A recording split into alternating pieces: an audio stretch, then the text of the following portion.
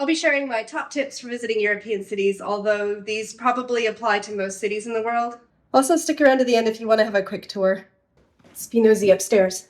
Don't feel pressured to visit the top tourist destinations. I don't, and some of my best memories of places have been kind of away from the crowds with a nice view, and I felt relaxed. So I like to use Google Maps to build up a visual picture of the places I want to go. Even if I don't even necessarily refer back to it so often, it's just good to have those destinations mapped out. And then if you wanted to start checking the distances between places, that can be really helpful. I also think it's cool to look up example itineraries online, and don't look up the 3 perfect days in Paris, that type of itinerary, because they tend to be absolutely jam-packed. I don't know who uses those itineraries. Unless my autistic brain is interpreting it too literally, and it's, 3 perfect days under these ideal conditions where I have unlimited time, money, resources, and can teleport, then it might be possible. But yeah, those itineraries have you, morning to night doing things and constantly on the go. And if you can do that, that is awesome. I mean, I must have been like that at one point, but now it's like, ooh, let's see if I can put my feet up for a few hours and then, tackle the next thing I want to take care of. By the way, if you're finding this valuable, please hit the like button. Even going out to eat takes a lot of energy. You have to figure out where you're going to go, if they have space for you, what you're going to eat, and then you can't just leave when you're done. You have to pay and all that. Another thing to consider is whether it'd be easier for you to do the cooking or just be able to supply food for yourself, even if it's just, refrigerated things you can just grab. My next tip is I like to give myself 0 days. And a 0 day to me is 0 expectations of myself, 0 expectations of the day, and other people I'm traveling with also have 0 expectations of me, because I just need time to relax and recover. And a 0 day probably is just going to be catching up on life things. So I don't know, admin, doing laundry, if I have to go get groceries. And if you don't build that time in, then it feels like it all kind of piles up anyway. So you're going to have to sacrifice something in your touring schedule anyway. Unless you have people that can take care of this for you, in which case that's awesome. I'm happy for you. But I have to do all of it myself. Sometimes on these 0 days, I don't even leave the house, and that's okay too. It's if I'm managing my energy correctly, I can leave the house, and I should leave the house. I feel better when I leave the house. But I spend most of the day trying to relax. That's all. My next tip is, as early as possible, start understanding what the transportation options are. If you're renting a car and you're happy doing that, that's awesome. Me personally, I struggle to drive. I find it really overwhelming. So I usually just rely on public transportation, set my whole life up around public transportation. I know in some cities it's a little more complicated, and a good example is London. The underground, or the tube as it's commonly known, is the most popular, but it's also the most confusing and the most overwhelming. It's loud, it's smelly, it vibrates, it's crowded. Yeah. Also, it's underground. You're hurtling around underground. It is a little weird. Probably not great if you have claustrophobia either. So it's just a matter of thinking about what you're comfortable with using right now and what you might be able to get accustomed to as you go through your trip, and just ones you're just not comfortable with straight away, either because they're too scary or too expensive. Figure out your options. What are the operating hours? Because these don't run all night either, in case you're more of a night owl. You can always ask for help. Most staff and even other riders can direct you. All right, my next tip is around figuring out accommodation that works for you. So if the accommodation is already chosen for you because, maybe you're studying or you have some kind of course abroad and the accommodation's already included, or you're staying with friends, or even if you're house sitting like I often do, then you don't need to worry about the location. You just have to figure out everything else.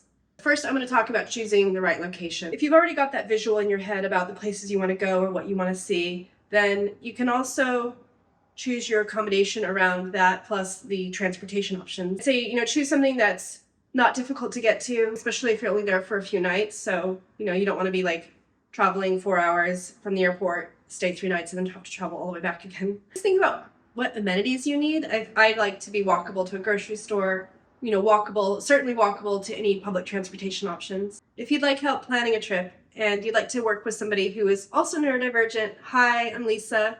I'm a travel coach. I've left a link in the description on ways we can work together. Personally, I tend to avoid a lot of places at the weekend. It's just, if I know it's going to be busier, I'll try to do it during the week if that's an option. I'm not really a morning person, so I don't normally drag myself out of bed early, but I know that some people have seen some incredible views and taken some incredible photos because there was nobody around because it was so early, it's like 6 a.m. One of my favorite memories of Singapore was arriving in the evening. I got a couple hours sleep and then I woke up about midnight feeling a little jet lagged, and so I met a friend for a beer, and it's super safe to walk around at night, and I got tons of steps in and finally got back to my hotel and slept, and that was great. My next tip is to get familiar with your sensory triggers, like really familiar, because then you can anticipate them and advocate for yourself. For me, it's going to be things like food, garbage sitting in the sun. You know what? I don't need to go through them. An example of that is I was looking for a place to sit outside the pub, and the only place that was available was a picnic table next to the vent from the kitchen, like the exhaust. So not only was it noisy and blowing hot air, but it was also really gross smelling. So there was absolutely no way I was sitting there. So had to find a table elsewhere. The other thing with the sensory triggers is you're probably also very familiar with how to minimize them. Be very, very careful when you're wearing noise-canceling headphones when you're moving around the city. Like Amsterdam is one of those cities that I feel like was out to get me, between the bikes moving really quickly everywhere, the trams, and the canals. So you really have to be aware of your surroundings.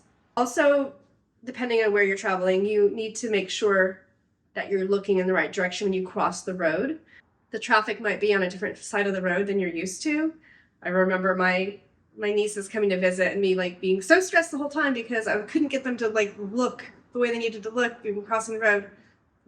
Your mother is going to be very unhappy if something bad happens here. It seems like museums and attractions are becoming more neurodivergent aware or, neurodivergent friendly. It's more and more likely there's going to be a sensory guide. It's often a visual description of the space, so it'll highlight any sensory triggers, which is really nice. Randomly, I was at the Dr. Pepper Museum in Waco, Texas last week, and they had great information if you were sensitive to noise, but it was great. But yeah, the sensory guide kind of notes down the types of sensations you might experience, so that can include everything: noise, sight, sound, smell, and even taste, because imagine you're at SeaWorld and you get splashed. That could land in your mouth. On the other hand, if you're sensory seeking, then you'll know. Then, yeah, roller coasters, vestibular. Yeah, roller coasters are good fun. My next tip is around advocating for yourself. I think that's, if you already know how to ask for accommodations, that's awesome. I'm still getting up to speed.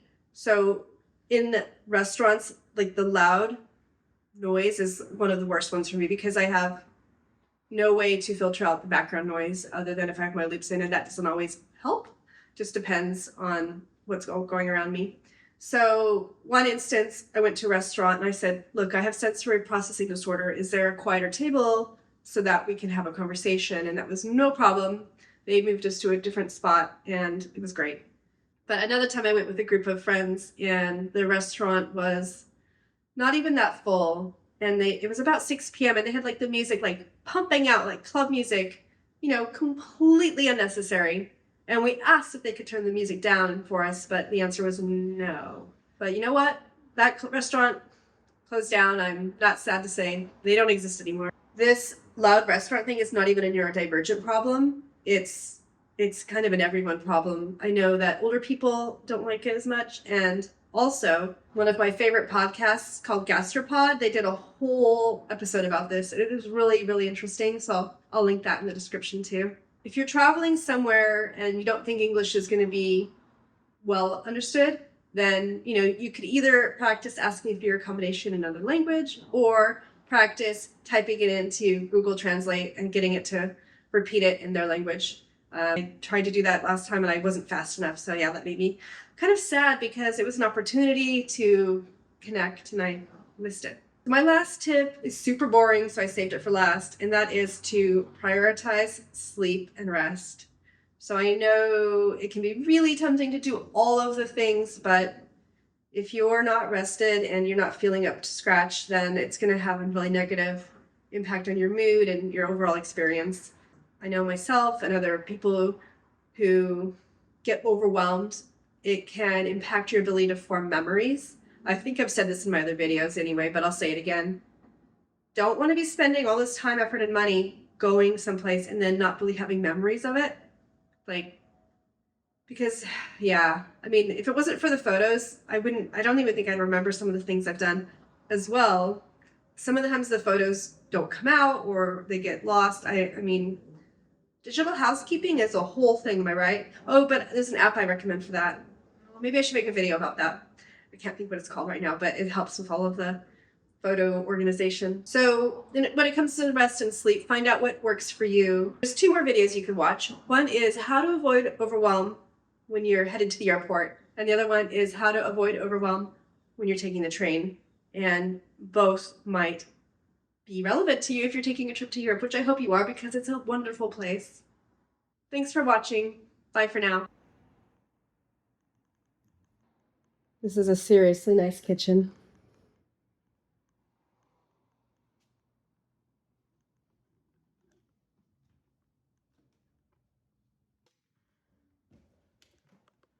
Let's be nosy upstairs.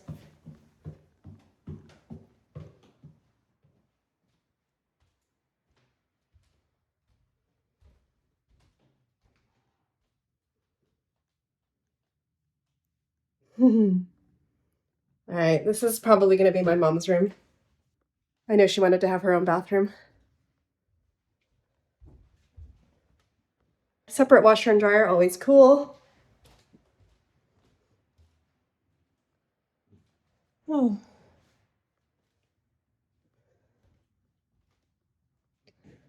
Wow.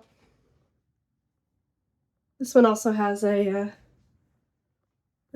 its own bathroom too, which is cool.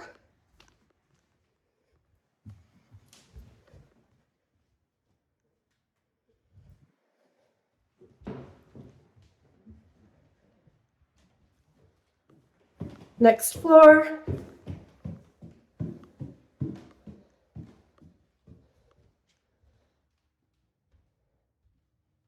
Oh, okay. So we've got like a master bedroom situation up here. This is even bigger. Okay. That's cool.